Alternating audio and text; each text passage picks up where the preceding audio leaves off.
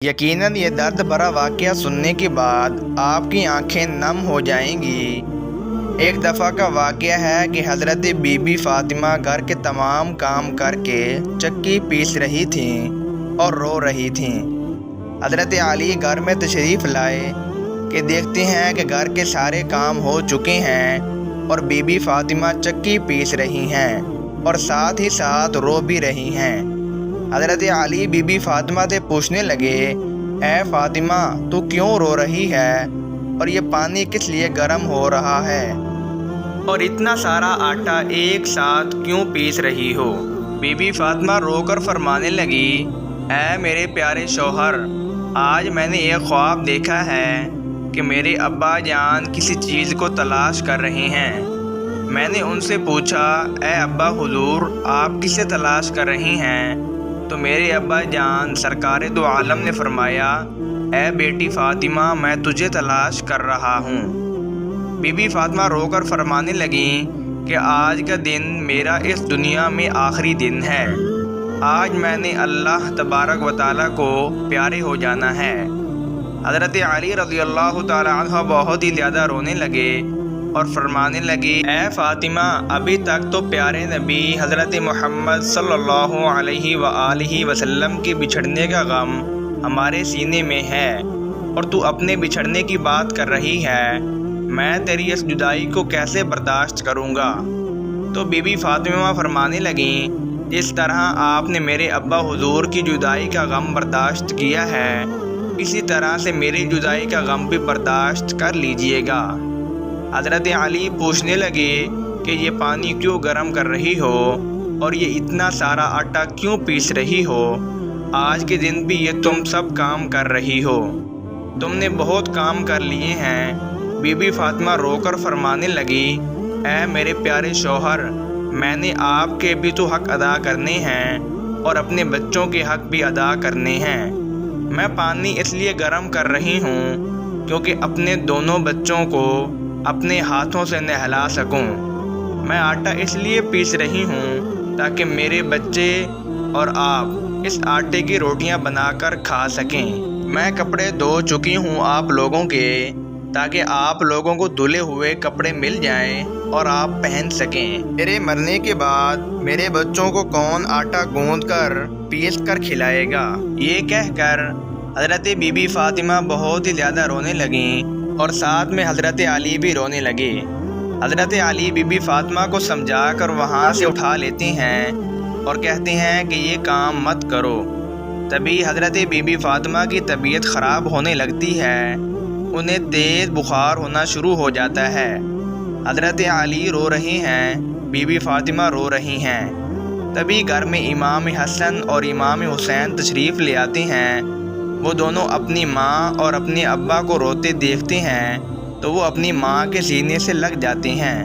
ذرا سوچئے وہ کیسا عالم ہوگا، وہ کیسا منظر ہوگا جس ماں کو پتہ چل جائے کہ آج میں نے اس دنیا سے رخصت ہو جانا ہے اور میرے بچوں کا کیا بنے گا؟ میرے بچوں کو کون کھانا کھلائے گا؟ میرے بچوں کو کون روز سلائے گا؟ اس ماں کے دل پہ، اس باپ کے دل پہ کیا گزرتی ہوگی؟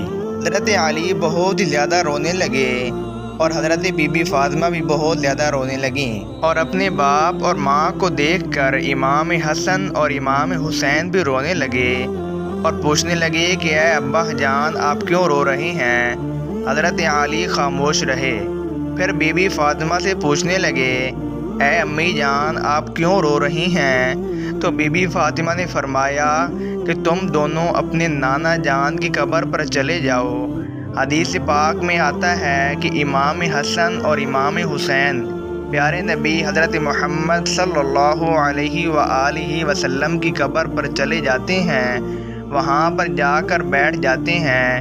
تبھی اندر سے آواز آتی ہے، اے میرے پیارے بچوں تم لوگ واپس اپنی ماں کے پاس چلے جاؤ، میرے پاس تو تم آتے ہی رہو گے، لیکن آج اپنی ماں کو جی بھر کے دیکھ لو، آج کے بعد تمہیں تمہاری ماں کہیں نظر نہیں آئے گی۔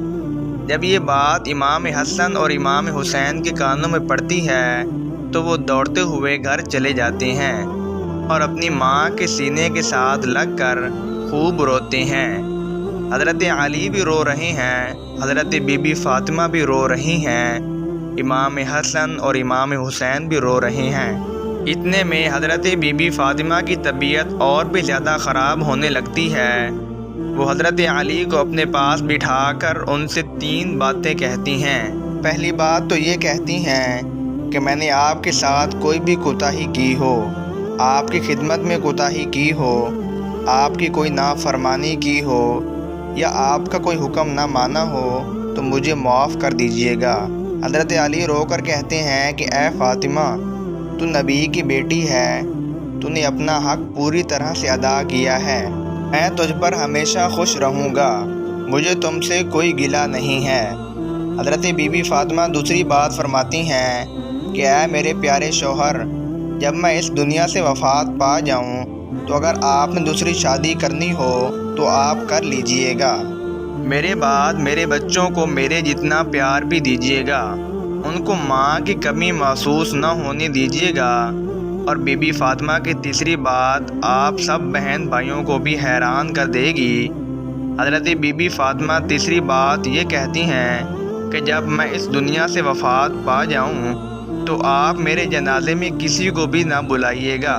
یہ بات سن کر حضرت علی حیران ہو جاتے ہیں اور کہتے ہیں کہ اے فاطمہ، تو نبی کی بیٹی ہے، میں تیرے جنازے میں کسی کو کیوں نہ بلاؤں؟ تو بی بی فاطمہ فرماتی ہیں کہ میں نے آج تک اپنے آپ کو پردے میں رکھا ہے، مجھ پر کسی غیر محرم مرد کی نظر نہیں پڑی، میں چاہتی ہوں کہ میرے مرنے کے بعد بھی مجھ پر کسی غیر محرم مرد کی نظر نہ پڑے، جب شام ہو جائے، اندھیرا ہو جائے تب دفن کر دیجیے گا۔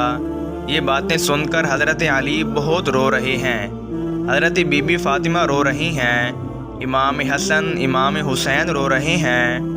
ذرا غور کیجئے کیسا وہ لمحہ ہوگا جب ایک ماں رخصت ہو رہی ہے ہمیشہ کے لیے اس دنیا سے، اور اس کے بچے اس کے پاس بیٹھ کر رو رہے ہیں۔ اس کے بعد بی بی فاطمہ ایک بات اور کہتی ہیں کہ میں نے آج روزہ رکھا تھا، میرے ابو جان نے میرے خواب میں آ کر مجھے کیا کہا ہے کہ اے فاطمہ، تو سحری کر علی کے دسترخوان میں اور افطاری کرنا میرے ساتھ، اپنے پیارے ابا جان کے ساتھ۔ یہ باتیں کہہ کر حضرت بی بی فاطمہ اللہ تبارک و تعالیٰ کو پیاری ہو جاتی ہیں۔ بی بی فاطمہ کو کفن پہنایا جاتا ہے، ان کا جنازہ اٹھایا جاتا ہے۔ روایات میں آتا ہے کہ جب بی بی فاطمہ کا جنازہ اٹھایا جاتا ہے تو ایک طرف سے حضرت علی کاندھا دیتے ہیں اور دوسری طرف سے امام حسن کندھا دیتے ہیں، اور تبھی وہاں پر ایک صحابی پہنچ جاتے ہیں جن کا نام حضرت ابوذر غفاری ہوتا ہے۔ تبھی حضرت علی ان سے فرماتے ہیں کہ آج نبی کی لاڈلی بیٹی کا انتقال ہو گیا ہے، ایک طرف تم کندھا دے دو۔ اس طرح سے یہ جنازہ اٹھایا جاتا ہے۔ روایات میں آتا ہے کہ وہ دونوں معصوم بچے امام حسن اور امام حسین رو رہے ہیں، حضرت علی رو رہے ہیں، حضرت ابوذر غفاری رو رہے ہیں، اور جنازہ قبر کے پاس رکھا جاتا ہے، قبر کھودی جاتی ہے۔ حضرت علی اس قبر کو دیکھتے ہیں جس قبر میں بی بی فاطمہ کو رکھنا ہوتا ہے۔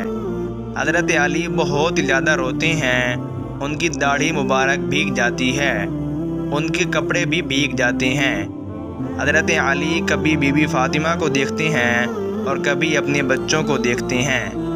یہ منظر دیکھتے ہوئے حضرت ابوذر غفاری بھی روتے ہیں، قبر سے کہتے ہیں کہ اے قبر، کیا تجھے پتہ ہے کہ یہ جنازہ کس کا ہے؟